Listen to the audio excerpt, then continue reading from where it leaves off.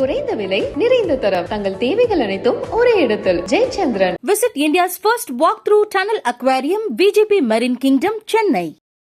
மோடியோடைய சந்திரபாபு நாயுடுலாம் ட்ராவல் பண்ணவே முடியாது. மோடியோட சுபாவத்துக்கோ அந்த பாசிச மென்டாலிட்டிக்கெல்லாம் வந்து சந்திரபாபு நாயுடுலாம் ட்ராவல் பண்ணவே முடியாது. நிதிஷ்குமார்லையும் ட்ராவல் பண்ண முடியாது. அதனால ஒன்றும் 5 வருஷம்லாம் நினைச்செல்லாம் ஓட்ட முடியாது. அதனால அவங்கள பொறுத்தவரையிலும் ஏற்கனவே பிஜேபி ஜெயலலிதா அம்மா கவுத்துட்டு தானுங்க. இன்றைக்கே நிதிஷ்குமார் மத்திய மந்திரிகள் எத்தனை வேணுங்கிற லிஸ்ட்டெல்லாம் கொடுத்துட்டாரு. அடுத்து சந்திரபாபு நாயுடு லிஸ்ட்டு கொடுப்பாரு. இன்னும் சுயேட்சை கட்சிகள்லாம் வந்து சேராமல் இருக்காங்க. இன்னும் சில சின்ன கட்சிகள்லாம் எங்கேயும் முடிவெடுக்காமல் இருக்காங்க. அதனால் பிஜேபி ஆட்சி அமைக்குது ஒரு கேள்விக்குறியான விஷயமாக தான் நான் பார்க்குறேன். இன்னும் முடிவாகலை. எனக்கு தெரிஞ்சு யோகியே அவருக்கு எதிராகவே செயல்படுற மாதிரி நான் நினைக்கிறேன். 3வது வாட்டி பிரதமர் வாய்ப்பு அவருக்கு கிடைக்கணுங்கிற ஒரு ஆர்வம் அவர்கிட்ட இருந்துச்சு. நான் 2 வாட்டி தான் RSS பிஜேபி நாம் சொல்ல 2 வாட்டி தான் நீங்கள் பிரதமராக இருக்கணும். 3வது வாட்டி இவர் தான் இருப்பேன்னு சொல்கிறாரு. அது யோகிக்கு கூட கடுப்பாக இருந்திருக்கலாம். தமிழ்நாட்டில் தோத்தது தற்கொலை அண்ணாமலைனால தோத்தது. பாருங்கன்னா ஜூன் 5ஆம் தேதி தமிழ்நாட்டில் திமுகன்னு ஒரு கட்சி இருக்காதுங்கண்ணா. பாருங்கண்ணா எங்கே ராஜா ஏன் இப்படி பேசுகிற? வாய் இருக்குன்னு வந்தவனு பேசுகிறதா? இப்போ எங்கே போயிடுச்சு கட்சி? உன்னோட சேர்ந்த போகிறதுக்கு அதிமுக நிலைமையை பாருங்கள். அதிமுக எவ்வளோ பெரிய கட்சி, நீ நட்டாத்தில் விட்டுட்டு போட்டாங்களேங்க. அதை அவங்க நாம் தமிழர் உண்மையிலே நான் வந்து இதில் நாம் தமிழர் வந்து எனக்கு பிடிக்காது. ஆனால் நாம் தமிழர் நான் வரவேற்றே பேசுகிறேன். அந்த ஓட்டு சதவீதம் கரெக்டாக வச்சுருக்காங்க. மிஸ் ஆகலை.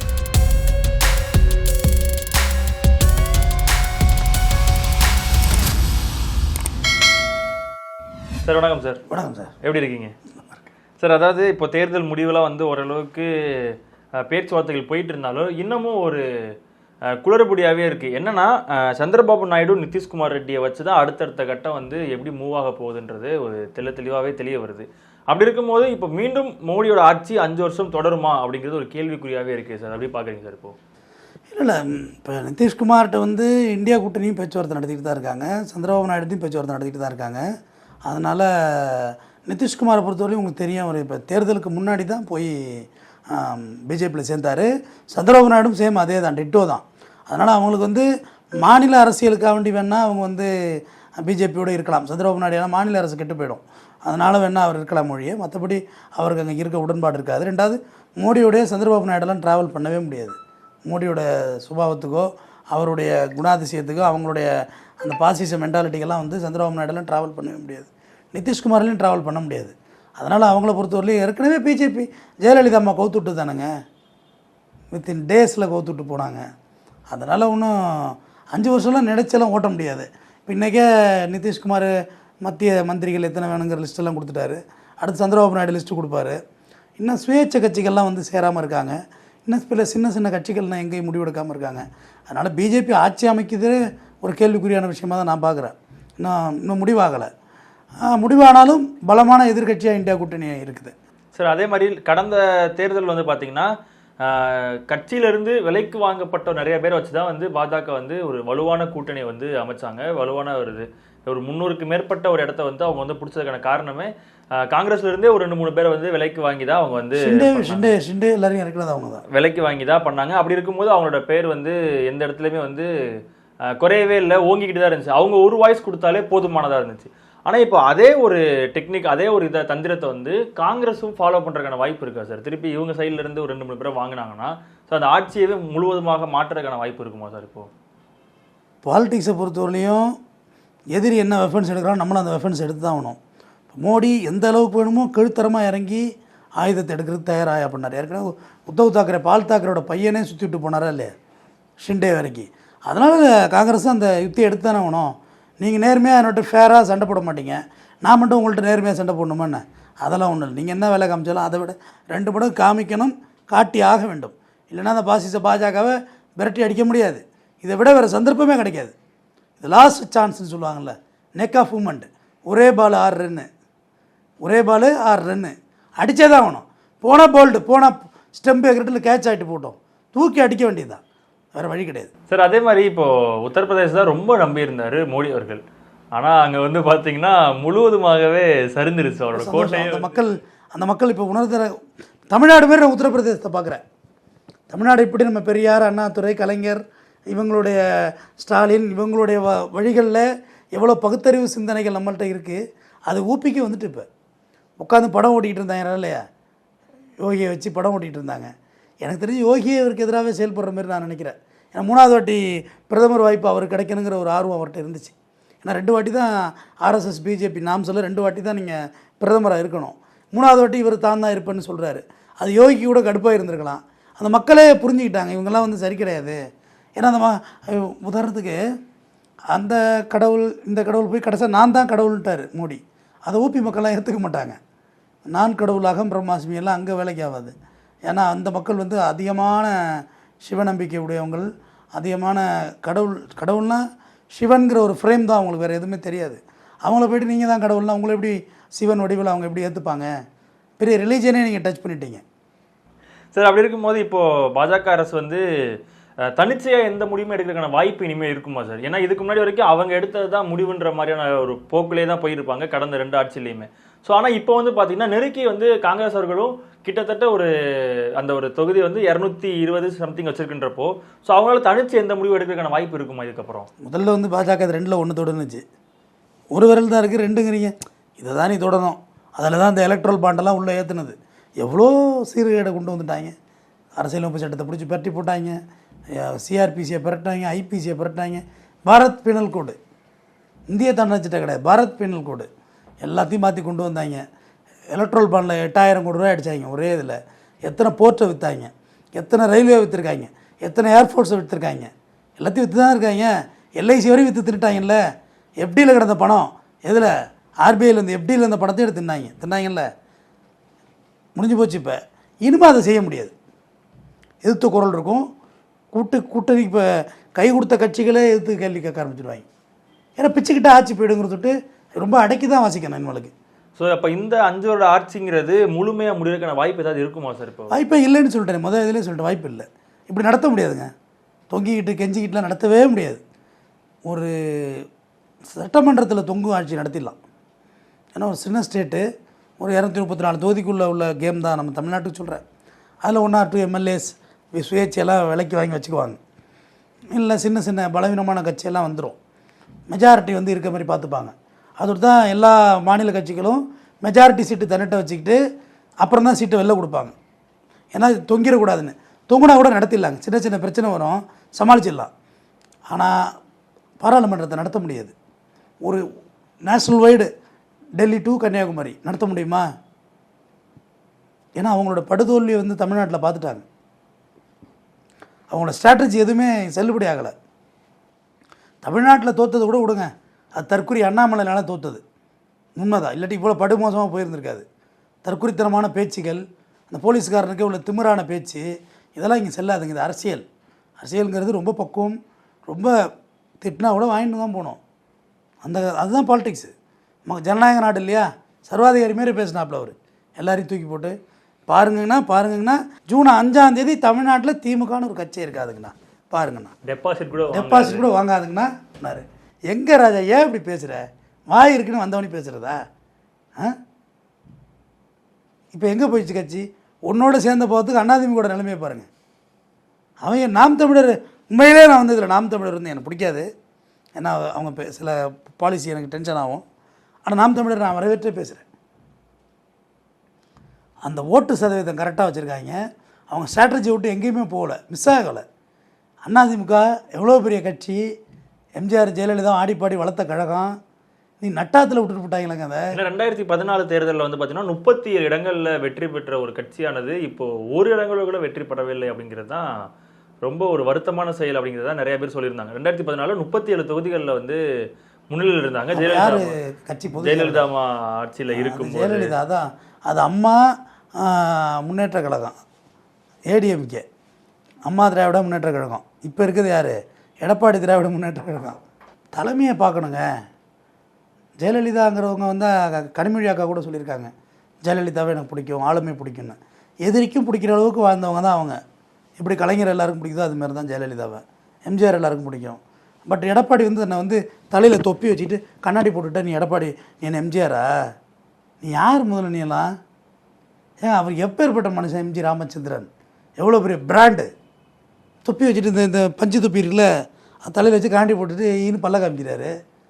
இவரே வந்துட்டு எம்ஜிஆருங்கிறார் தன்னைத்தானே. புரட்சி தமிழரா இவனுக்கு இவரே பட்டம் கொடுத்துக்கிறதா? நீ என்னத்தை புரட்சி பண்ணீங்க? மக்கள் உங்களை தூக்கி எறிஞ்சு விட்டார்கள். கலைஞரோட பொன் வசனத்திலே சொல்கிறேன், காற்று அடிக்கும்போது காகிதமும் பிறக்கும் காகமும் பிறக்கும், காற்று நின்ன பிறகே காகிதம் எது காகம் எதுன்னு தெரியுன்னு.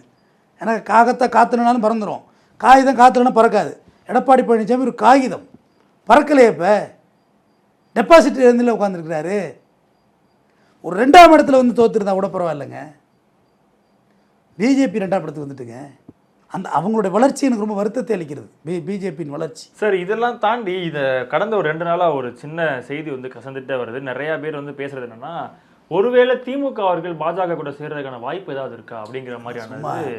சும்மா நிறைய பேர் வந்து ஸ்டாலின் அவர்கள் மோடி கூட பேசுவதை நடத்திக்கிட்டு இருக்காரா, இல்லை வந்து திமுக வந்து ஒருவேளை பாஜக கூட சேர்றதுக்கான வாய்ப்பு இருக்கா அப்படிங்கிறது இந்த 2 நாளாக வந்து ஒரு செய்தியாகவே கசந்துட்டே வருது சார். அது உண்மையா சார்? 0% நீங்கள் சொல்கிறது, அதுக்கான வாய்ப்புகள் அது மேலே தவறான பேச்சு. இதுக்கு பதிலே நான் சொல்ல விரும்பலை.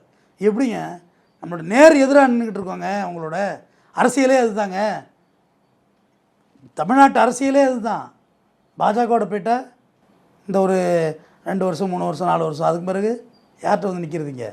அதெல்லாம் தவறான ஸ்ட்ராட்டஜி. சும்மா எதிர்க்கட்சிகள் நம்ம மேலே கெட்ட பேர் ஏற்படுத்துறதுக்காக, திராவிட முன்னேற்ற கழகம் மேலே கெட்ட பேர் ஏற்படுத்துறதுக்காக பேசுகிற பேச்சு. இங்கே அரசியலே இதுதான். அப்போ எடப்பாடி ஏன் வந்தார் பிஜேபி விட்டு?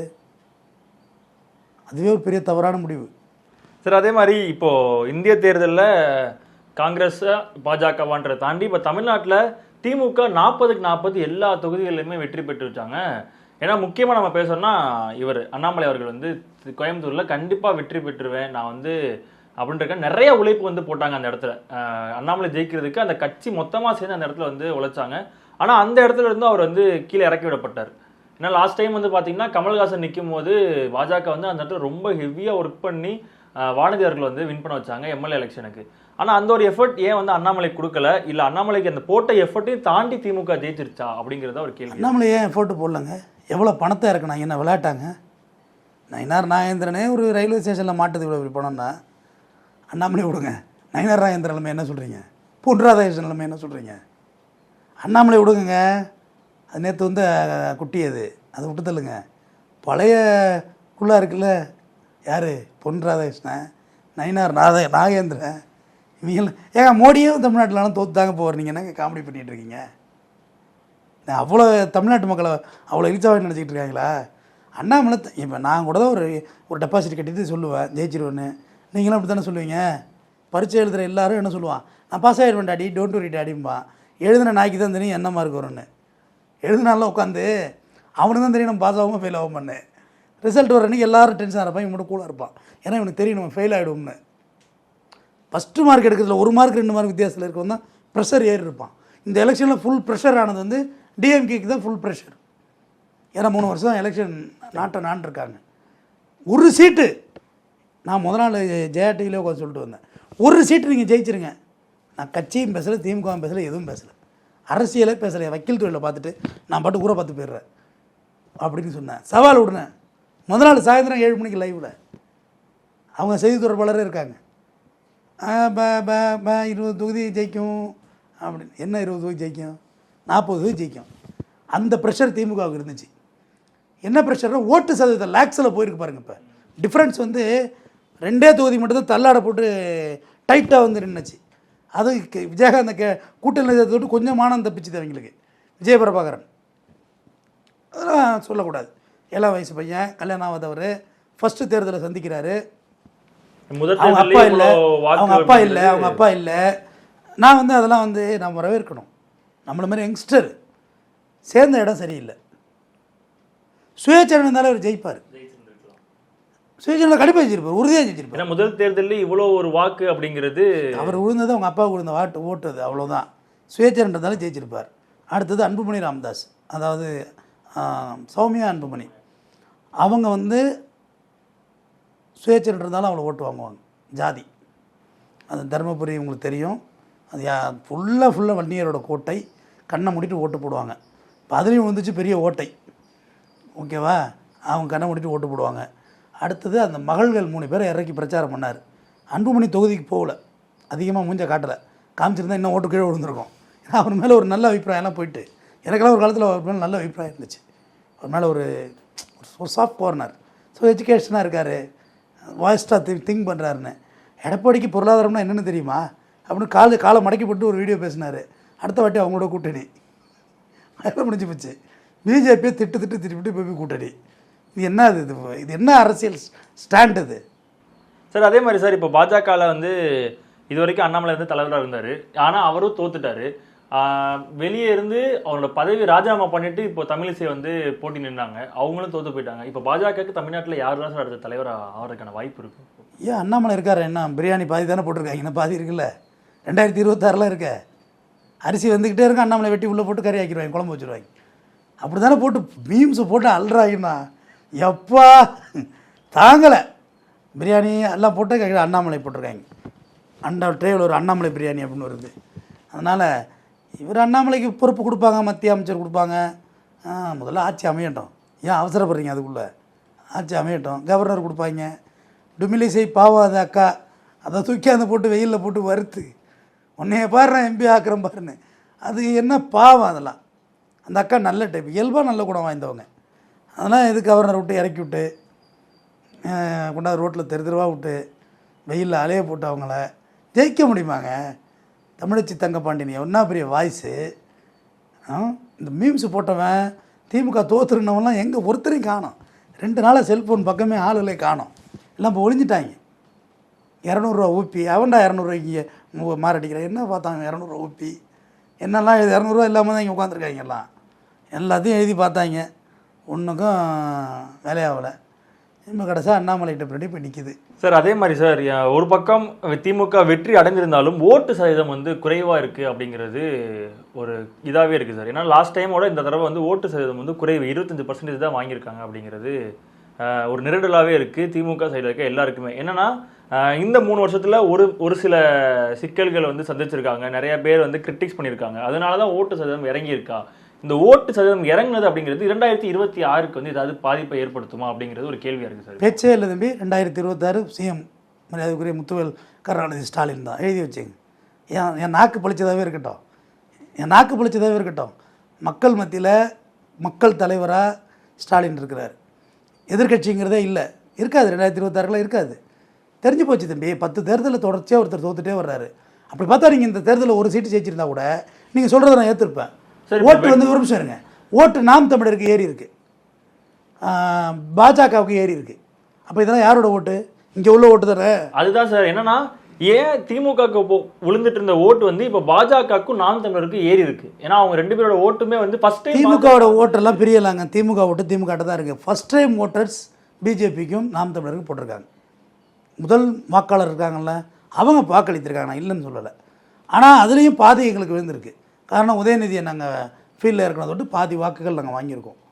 இது வந்து உண்மையான ஸ்ட்ராட்டஜி நான் சொல்கிறேன். பூசி முழுவதுன்னா எனக்கு தெரியும் சார். அதே மாதிரி சார் நாம் தமிழர் கட்சி இது வரைக்கும் யாரு கூடயுமே கூட்டணி வச்சதில்லை அப்படிங்கிறது தான் அவங்களோட பெரிய பலமாக இருக்குது. ஆனால் அப்படிப்பட்ட நாம் தமிழர் கட்சி இப்போ சமீபத்தில் சீமானவர்கள் எங்கே பேசினாலும் என் தம்பி அரசியலுக்கு வந்தால் நானும் என் தம்பியும் சேர்ந்து செயல்படுவோம் அப்படிங்கிற மாதிரியான ஒரு சில வார்த்தைகளை வந்து சொல்லிக்கிட்டே வர்றாரு விஜய் அவர்கள் கட்சி ஆரம்பிச்சதுக்கு அப்புறமா. ஸோ அதை எப்படி பார்க்குறீங்க சார்? இவ்வளோ நாள் எந்த கட்சியுமே கூட்டணி வைக்காத ஒருத்தர் டக்குன்னு விஜய் அவர்கள் கட்சி ஆரம்பிச்சதுக்கு அப்புறம் அந்த கட்சியோட கூட்டணி வைக்கிறதுக்கான வாய்ப்புகள் இருக்குது. என்கிட்ட வான்னு தான் சொல்கிறாப்புல. எனக்கு ரொம்ப நாள் சந்தேகம் உண்டு. பெரிய பெரிய கட்சிகளே தேர்தலுக்கு செலவு பண்ண முடியாமல் தவிச்சு போய் நிற்கிறாங்க. எல்லா தேர்தலையும் தனிச்சே நிற்பேன்றாங்க. எப்படி அதெல்லாம் சாத்தியப்படுது? அதுவே எனக்கு பெரிய சந்தேகம்தான். எல்லோரும் சொல்கிற மாதிரி அவர் தேர்தல் அங்கிட்டு இங்கிட்டு பணத்தை வாங்கிட்டு கேண்டிடேட் நிப்பாட்டுறாருன்னு சொல்கிறாங்க.